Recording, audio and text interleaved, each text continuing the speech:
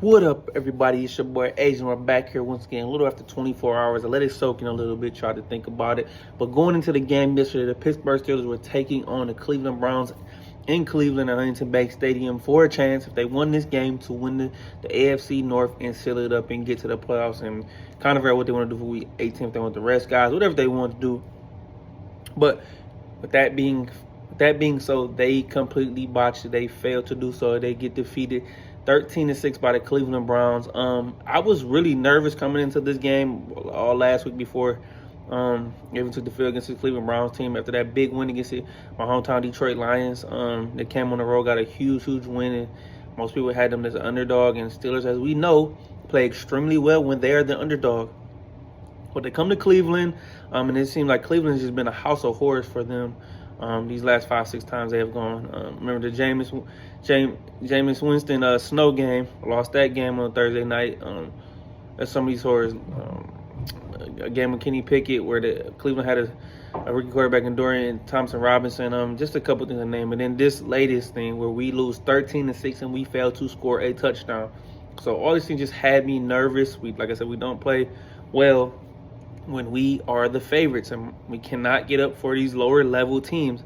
In the last five games, Steelers are 0-4-1 against teams who are 8 games below 500 or worse. Yes, 2 of those losses came in 23 where they lost to the Patriots and the Cardinals, who are horrific. And then you add this Cleveland team who has an elite defense. Believe me, they play well at home, and they did that. They jumped on the Steelers early, got up 10-0. The scripted plays, that field goal they got in that first drive, Shador made some good plays. He got through a couple almost sacks. And that touchdown to Harold Fannin Jr., who I believe the Browns have a new stud tight end, but threw it up. It kind of didn't adjust, and he adjusted, caught it, and didn't get touched and scored, and it was 10-0. And they're pretty much all Cleveland needed was in that game. And the Steelers were, like I said, the defense played well against a rookie quarterback. I think they did their thing. Cleveland only ran 50 plays, 262 yards total offense. Steelers even forced 2 turnovers. One by Kyle Duggar, which was a horrible throw by Shador Sanders, picks it, and then the Jack Sawyer one, and then Nick Herbert dropped the one, which would have been a pick 6, and those lead to no points. Some questionable calls on offense in this game. On a 4th-and-1 play, they throw a fade ball on 4th and 1 in the red zone to Scotty Miller. Yes, terrible. Another possession, I know Cleveland got 13 points. So it was later in the game where the Steelers went for it on 4th and 10, didn't get it. It got kind of hit at the line of scrimmage.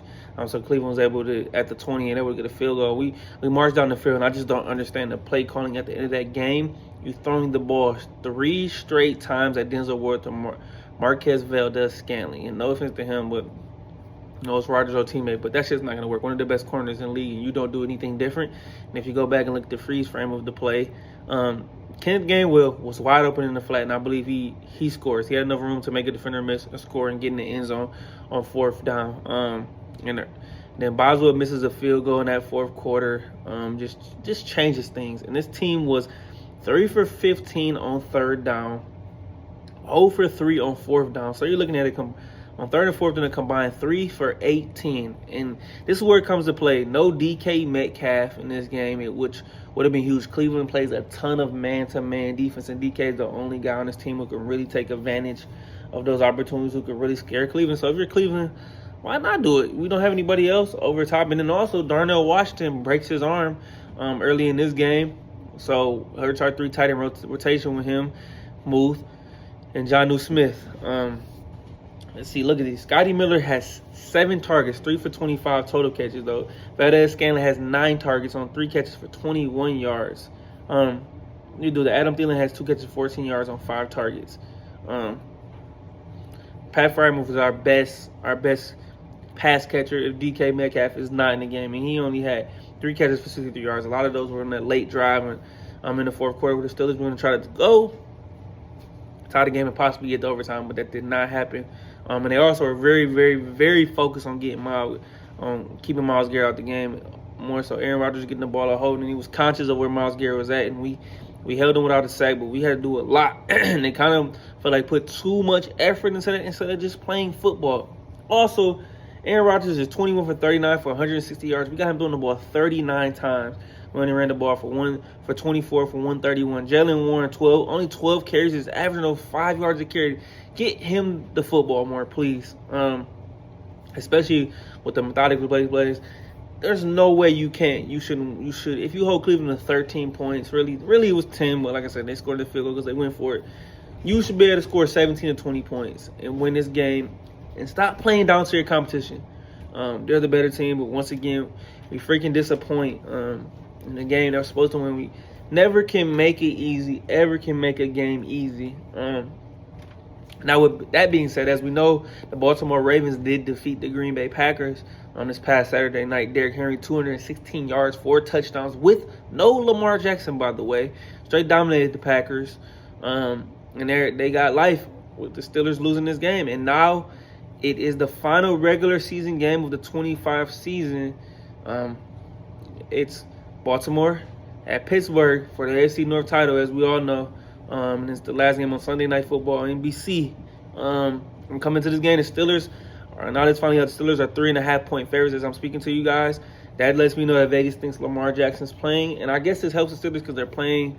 They play better when they are the underdog, of course. But I am nervous as heck about this game. I'm not gonna lie to you because we continue to just at the end of the season.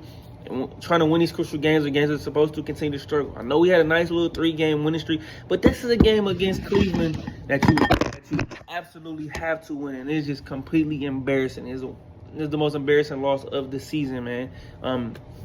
This is a game you cannot lose, and they did it. Now they put themselves in the hole, and now we still won't have DK Metcalf back for this game, so that's even scarier. Also, Darnell Washington broke his arm, so I don't expect him to play. He's probably done for the year. I don't expect the tight end to play with a broken arm, especially with the physicality that he plays. Like I said, his defense is play phenomenal. They'll keep us in the game, and anything can happen with this Baltimore game. But I'm just not optimistic at this point. We're gonna yet again win another 9 games. If we win, we get in the playoffs. Cool. And it just continues to just be so mediocre. And at this point in time, we may need a change. We just played for 9 wins. What is that going to get us? A top 2021 pick? If we're not playing for Super Bowls, then what are we doing right now? Let's talk to me. We keep fading. If we fail to lose this game, we're going to have some very uncomfortable conversations with this roster and the coaching staff and vice versa. But I'll get to that at a later date. I don't really want to ramble on and really even get to that because it's going to give me a headache thinking about it. But there will be a lot of questions that need to be answered once the team falls again and they had themselves in the perfect position where you get up, let down, and you just play just good enough to where you're going to be 500. We don't have a losing record. I'm kind of at this point kind of tired of this stupid little streak that we're on. Either we're going to be great or we're not going to be great. Stop trying to be tic-tac in the middle, especially with the AFC. You see all this elite quarterback play and these good rosters with the Houstons, the Chargers. The Chiefs took a step back this year, but still, Jacksonville is playing at an extremely high level right now. Denver and New England have young quarterbacks, and we don't have any of that. We're old. We have just average quarterback play. It's not good enough. And I'm going to take this back before we get up out of here. If you think about this, the Steelers have been struggling at quarterback since the last 2 years of Big Ben's career, and they finally pushed him out. 2020 was the year we started off 11-0 and eventually lost to Washington. That was the playoff game where we lost to Cleveland and Baker Mayfield and company. 21, you had Big Ben, it was last year, and you had Mason Rudolph as well. 22, we draft Kenny Pickett. We have Mitchell Trubisky, we signed him. 23, we have Trubisky again, got Kenny Pickett and Mason Rudolph all play, and that was the last year of Kenny Pickett. As we all said, I was pissed, and that was a terrible quarterback class, as we know. Malik Willis was the other guy who fell down. I would have preferred the Steelers to get him. 24, as we all know, we had the Russell Wilson, Justin Fields experiment. Russell Wilson starts the season hurt. Justin Fields comes in, plays about as well as you could play. Russell Wilson comes in, starts to play well, and we fade at the end of the season, lose back-to-back games to the Baltimore Ravens, ends in the playoffs. And then this year we have Aaron Rodgers. To below to average quarterback play. And the last 2 times that the Steelers have made the playoffs, Mason Rudolph has started a game and Russell Wilson has started a game. Like I said, it's been almost 10 years since we won a playoff game, and some things need to change. You have to address the real problem. We're also getting older on the defensive side of the ball. TJ Watt's getting up there. Jalen Ramsey's older. These questions need to be answered. And we are falling way behind because we choose to just be mediocrity, and it's just pissing me off just thinking about it. So we'll see what happens Sunday night, but like I said, a bit an embarrassing loss.